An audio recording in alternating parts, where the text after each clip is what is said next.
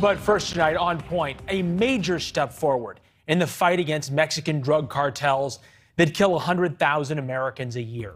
The Texas Department of Public Safety now says we should call them terrorist organizations. Why not label these cartels as terrorists to actually go after them and actually put a more aggressive stance to dismantle these organizations in Mexico, but also work with those local authorities as well and focus on the criminals that are working with the cartels in the United States as well.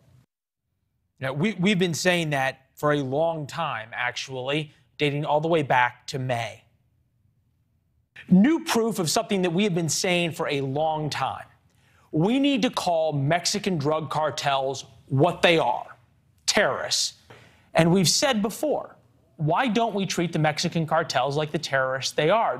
We heard from a lot of you about our Friday On Point memo about why American leadership, among its many faults, refuses to treat the Mexican drug cartels like the terrorists they are. Drug cartels kill 10 times, hundreds of times more Americans than terrorists. So why don't we treat them like terrorists? There it is. The cartels are not gangs. They are de facto armies. Take a look at video from one of their gunfights.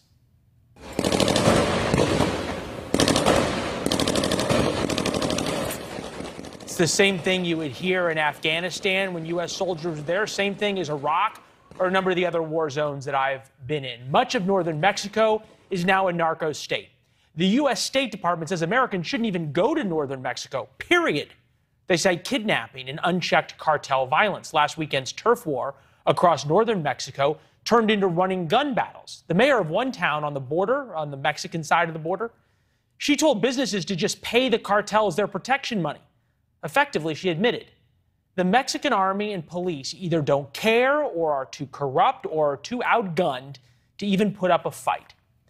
The cartels net an estimated $20 billion a year trafficking drugs and people into the United States. $20 billion a year. Combined, they are somewhere between the financial size of Burger King and Starbucks. To make that money, they kill roughly 100,000 Americans a year with drug overdoses, not even counting the gang and street violence that we've seen over the past few years. 40,000 of them are between 18 and 45. Overdose by fentanyl is now the leading cause of death for young Americans. The cartels actually now make fentanyl pills to look like candy, thus hooking an even younger generation. For comparison, terrorists killed 3,000 Americans on 9/11, and we have spent 20 years avenging their death.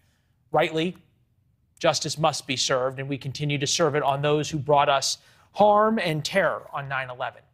But cartels kill that many Americans every 15 days. If that doesn't qualify you as a terrorist group, what does?